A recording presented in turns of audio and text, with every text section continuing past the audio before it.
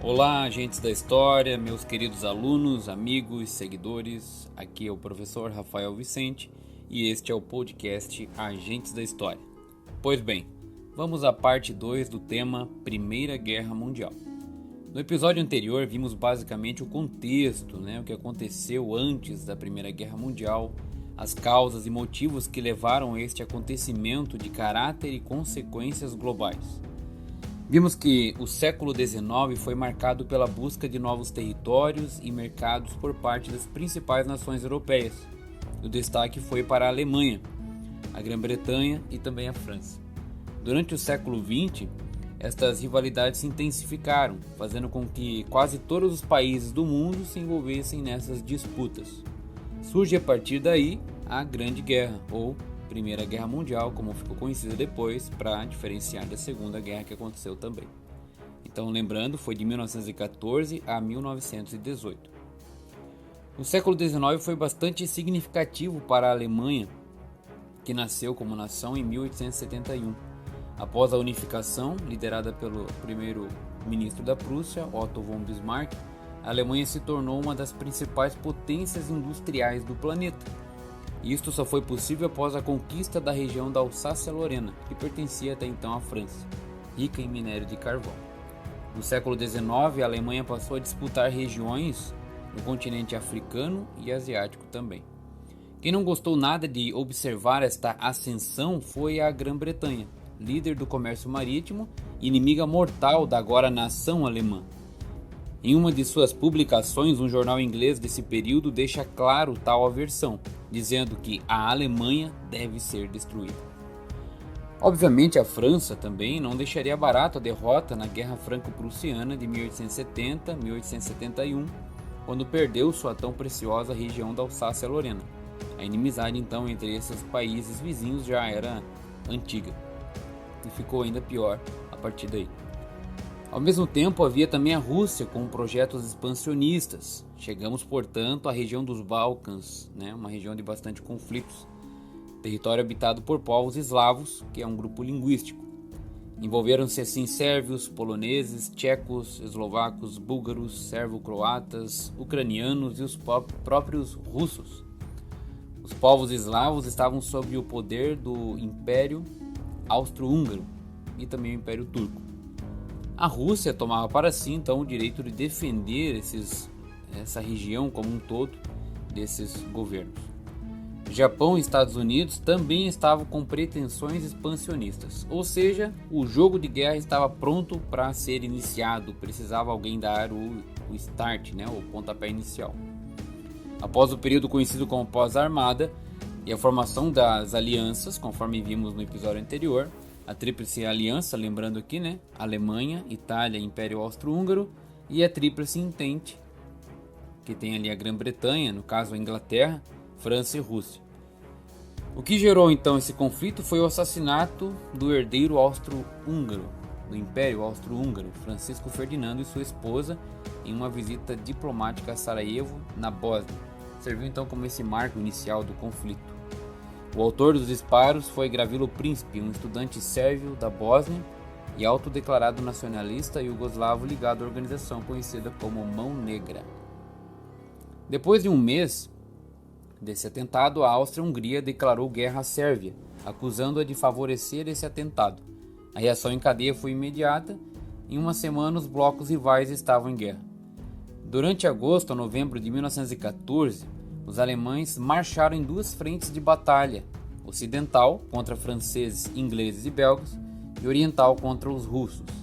Esta foi então a primeira fase da guerra, chamada de Guerra de Movimento.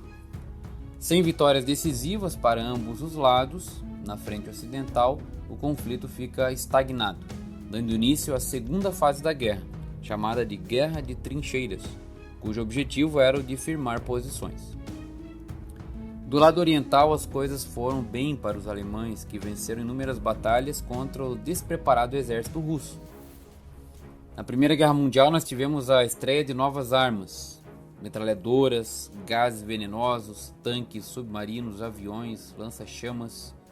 O combate corpo a corpo já não era mais tão necessário. Podemos dizer que foi o adeus definitivo a um período que ficou conhecido como Bela Época, período caracterizado por otimismo antes da guerra e a certeza de que a estabilidade, paz duradoura através da total capacidade humana de inventar e criar novos produtos iria levar a humanidade a um período maravilhoso, a Bela Época tão sonhada. Mas isso acabou. Em 1915, a Itália ela deixa a Tríplice Aliança e passa para o lado da Entente. Em 1917, a Alemanha adota a guerra submarina, afundando qualquer navio encontrado em águas inimigas.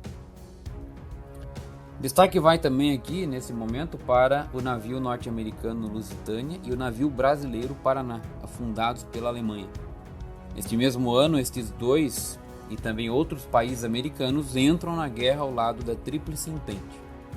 No fim de 1917, a Rússia assina, esgotada, um tratado de paz com a Alemanha. A partir daí, a Alemanha volta toda a sua força para a frente ocidental, dando início à terceira fase da guerra, ou seja, uma nova guerra de movimento. No entanto, ao entrar na guerra, os Estados Unidos proporcionaram à Tríplice Entente e seus aliados vantagens decisivas com seu apoio financeiro e material. Afinal de contas, os Estados Unidos estava descansado e com vários recursos para serem usados. O ano de 1918 não foi favorável aos alemães. Tiveram pesadas derrotas e o surgimento de uma revolta interna também. Exausta, a Alemanha é proclamada república após a renúncia de seu imperador Guilherme II e assina a declaração de cessar-fogo. Fim de jogo, a Alemanha sai derrotada. Obrigados a assinar o Tratado de Versalhes, que impôs altíssimas indenizações à Alemanha, além de proibir os alemães de fabricar armas e fortalecer seu exército, pagar indenizações aos vencedores, também de ceder territórios e pagar isso em dinheiro, fez com que a Alemanha ficasse com uma situação muito complicada. Os alemães atolaram-se cada vez mais em sua grave crise social, econômica e política. Isso alimentou um ódio, uma repulsa às nações vencedoras, o que vai criar um desejo de revanche que por fim vai levar o mundo inevitavelmente a uma Segunda Guerra Mundial. O saldo trágico da Primeira Guerra Mundial fica entre 8 e 10 milhões de mortos e 20 milhões de mutilados, aproximadamente. O mundo não era mais o mesmo a partir daí.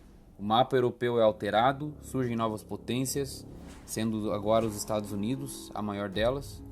Surgem novos líderes, novas ideologias, novas armas, novas doenças, preconceitos, medos e assim por diante. Para tentar lidar com tudo isso, em 1919 foi criada a Liga das Nações, uma tentativa de ser uma organização que resolveria as questões mundiais de forma mais diplomática, através da conversa, mantendo assim a paz. Será que isso deu certo? Bom, é isso aí, gente. Esta foi apenas uma visão geral deste acontecimento importantíssimo da história e que vale a pena saber mais. Pesquise e deixe sua curiosidade o conduzir. Um grande abraço a todos os seguidores desse podcast, seja pelo Spotify, Google Podcast, YouTube ou outras plataformas. Quem acompanha no YouTube tem alguns auxílios visuais adicionais para ajudar no entendimento dos conteúdos. Se ainda não segue, o convido a fazer isso. Ok? Grande abraço, fui!